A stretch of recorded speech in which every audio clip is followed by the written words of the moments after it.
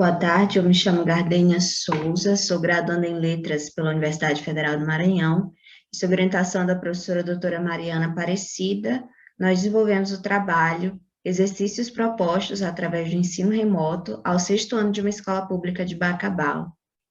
Esse trabalho ele é fruto das observações realizadas a partir da disciplina da Prática Pedagógica 2, na qual nós observamos, além das aulas que eram postas em vídeos, os exercícios de língua portuguesa propostos aos alunos de forma remota e disponibilizados no site de uma escola pública de Bacabal, principalmente voltados ao sexto ano do ensino fundamental.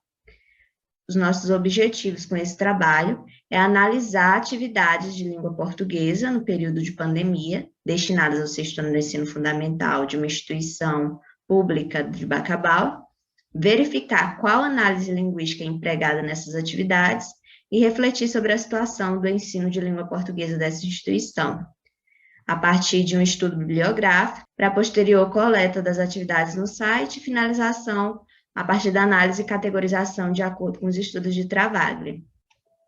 Porque para Travaglia, no seu estudo Que análise linguística operacionalizar no ensino de língua portuguesa, existem dois tipos de análise linguística. Uma que se baseia propriamente na teoria, pautada na gramática, e a outra na função e significação dos elementos e recursos linguísticos.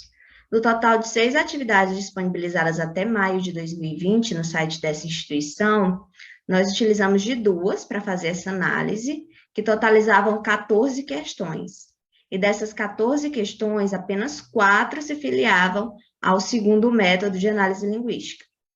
Da primeira atividade, nós selecionamos essa primeira questão, que mostra muito bem como as demais questões que fazem parte desse primeiro grupo da análise linguística são construídas. Percebe-se que é pautada simplesmente em uma identificação e também caracterização das palavras. Nas palavras de Antunes, é dar nome ou dizer o nome que as coisas têm. Então, definir quais são os substantivos próprios, os substantivos comuns ou abstratos, partindo simplesmente de uma caracterização, nada além disso.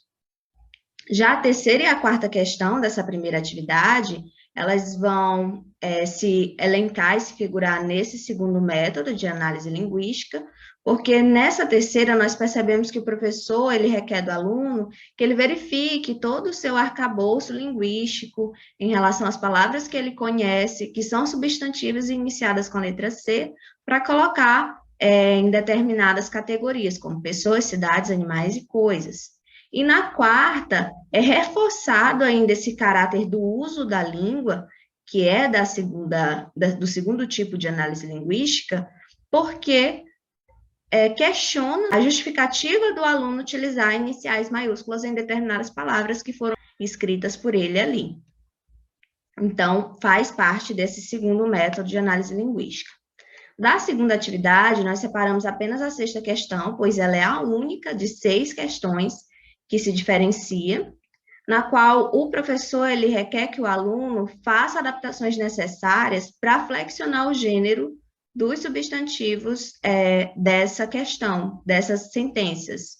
Então, o aluno ele vai ter que observar, principalmente como ele utiliza da língua, porque o que ele vai buscar, além das adaptações realizadas nos substantivos, é também na classe que acompanha o substantivo, que será o artigo. Então, ele vai fazer uso principalmente dos recursos e conhecimentos que ele tem com o uso da língua no seu cotidiano. E a partir disso que nós notamos a dificuldade do trabalho com a análise linguística que foge dessa perspectiva de simplesmente identificar os elementos e classificá-los.